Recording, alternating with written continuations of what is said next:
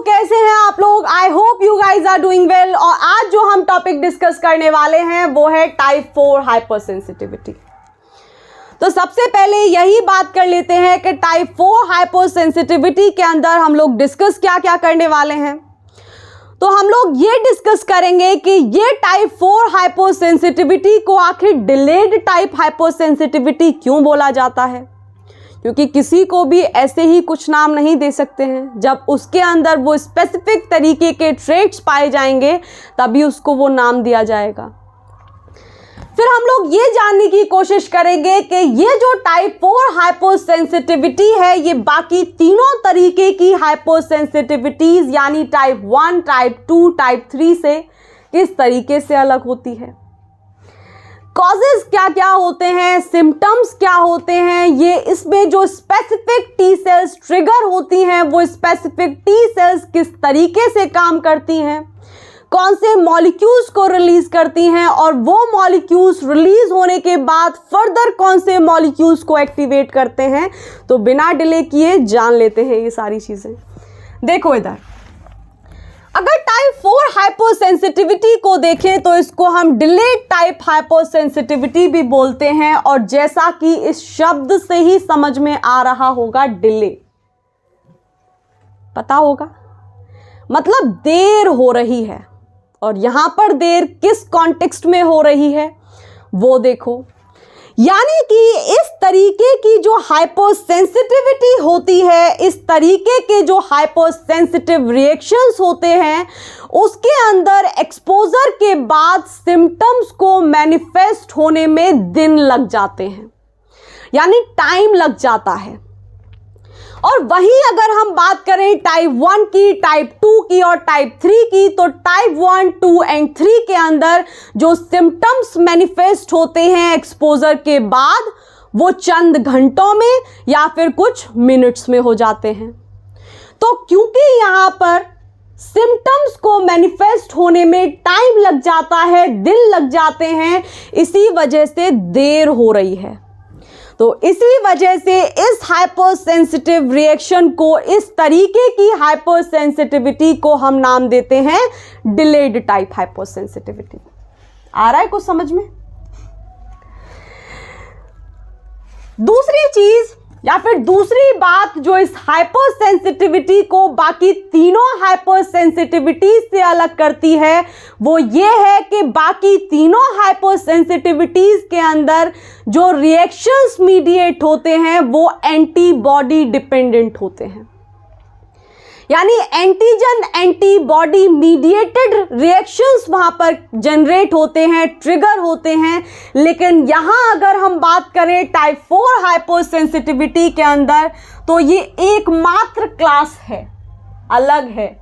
और कैसे अलग है? क्योंकि यहां पर जो हाइपर सेंसिटिव रिएक्शंस होस्ट की बॉडी के अंदर जनरेट होंगे उनको स्पेसिफिक तरीके की antigen specific T cells trigger करती हैं। और अगर इसमें भी बात करें तो हेल्पर टी सेल का TH1 सब टाइप ज्यादातर रिएक्शन को ट्रिगर करता है और कुछ केस में रेयरली बेयरली साइटोटॉक्सिक किलर सेल्स भी रिएक्शंस को ट्रिगर करने का काम करती हैं।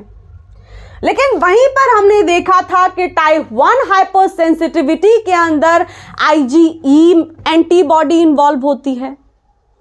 दूसरे केस में टाइप 2 हाइपर सेंसिटिविटी के अंदर हम लोगों ने देखा कि वहां पर जो रिएक्शंस होते हैं वो IgM और IgM और IgG एंटीबॉडी मीडिएटेड रिएक्शंस होते हैं। लेकिन इस केस में क्योंकि रिएक्शंस जो हैं वो सेल मीडिएटेड इम्यून रिएक्शंस हैं, मतलब इन रिएक्शंस को ट्रिगर करने का काम स्पेसिफिक तरीके की टी सेल कर रही हैं, तो यहां पर कोई भी एंटीबॉडी का इन्वॉल्वमेंट नहीं होता। यानी किसी भी तरीके की एंटीबॉडीज आपको इस केस में देखने नहीं मिलेंगी, जैसे आपको बाकी तीनों हाइपोसेंसिटिविटीज में देखने मिली थी। टाइप 1 के अंदर IgE मीडिएटेड, टाइप 2 के अंदर IgG और IgM मीडिएटेड और टाइप 3 के अंदर अगेन IgG मीडिएटेड।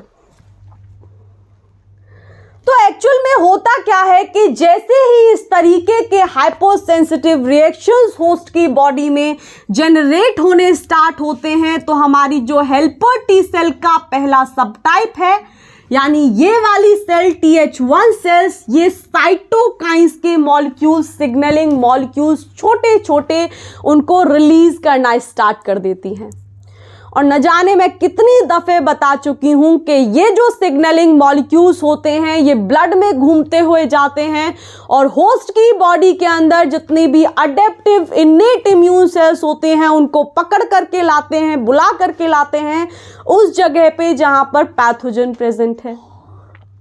क्योंकि helper T cell cytotoxic killer cell की तरह खूंखार नहीं है, उसको चाहिए हेल्प बाकी की इन्नेट और अडेप्टिव इम्यून सेल्स से।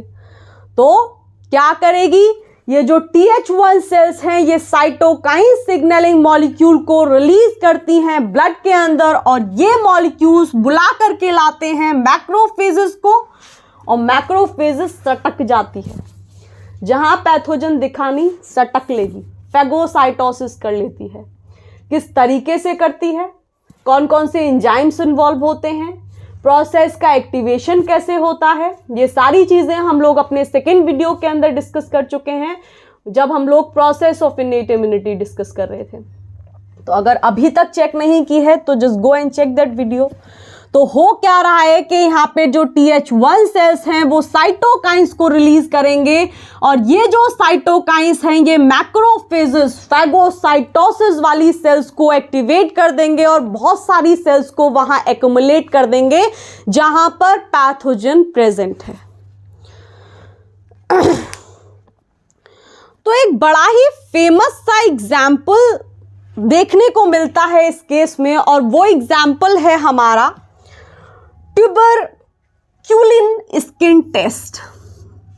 और इस टेस्ट के अंदर हम क्या करते हैं कि कम अमाउंट में ट्यूबरक्यूलिन प्योरीफाइड प्रोटीन डेरिवेटिव को स्किन की टॉप लेयर के अंदर इंजेक्ट कर देते हैं, इनकॉर्पोरेट कर देते हैं। और उसके बाद क्या होता है इस स्किन टेस्ट के अंदर कि अगर किसी इंसान का कभी भी पहले एक्सपोजर हुआ रखा होता है माइकोबैक्टीरियम ट्यूबरक्लोसिस के साथ, तो जिस जगह पर स्किन के अंदर इस PPD को यानी प्योरीफाइड प्रोटीन डेरिवेटिव को इंजेक्ट किया गया था वहां पर बहुत रिजिड सा, स्ट्रॉन्ग सा, फिर्म सा रेड बम्प नजर आता है। अगर red bump with in 2 days, with in 1 day नजर आ जाए, इसका मतलब वो जो इंसान है उसका एक्सपोजर माइकोबैक्टीरियम ट्यूबरक्लोसिस से पहले हो चुका है। तो ये बड़ा ही फेमस सा एग्जाम्पल है इस केस में टाइप 4 हाइपोसेंसिटिविटी के अंदर ट्यूबरक्यूलिन स्किन टेस्ट। और इसमें क्या किया जाता है कि थोड़े से अमाउंट का ट्यूबरक्यूलिन प्योरीफाइड प्रोटीन डेरिवेटिव यानी PPD को स्किन की टॉप लेयर के अंदर इंजेक्ट कर देते हैं और इंजेक्ट करने के बाद यदि पर्सन कभी भी माइकोबैक्टीरियम ट्यूबरक्लोसिस से एक्सपोज हुआ रखा होता है पहले, तो स्किन के उस जगह पर एक रेड बम्प नजर आने लग जाता है विद इन 2 डेज। इतना समझ में आया?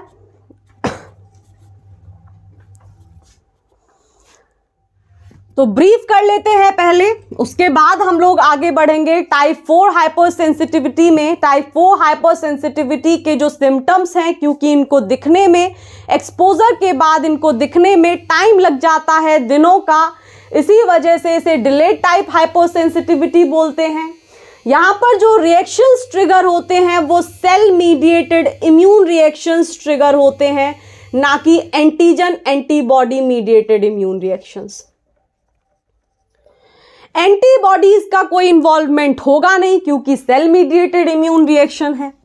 एक्टिवेशन के बाद या फिर जब ये हाइपर सेंसिटिव रिएक्शन होस्ट की बॉडी में एक्टिवेट होते हैं तो हेल्पर टी सेल का पहला सब टाइप साइटोकाइन को सिक्रीट कर देता है और वो बुला करके लाती हैं मैक्रोफेजेस को, और मैक्रोफेजेस उस जगह पर पैथोजन को मारना स्टार्ट कर देती हैं with the help of phagocytosis.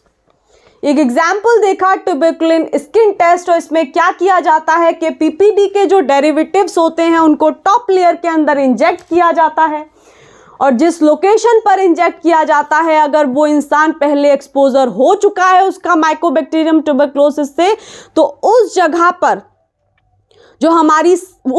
पर cell mediated immune reaction generate होगा, और जैसे ही वो जनरेट होगा तो विद इन 2 days उस जगह पर एक रेड बम्प नजर आना स्टार्ट हो जाएगा।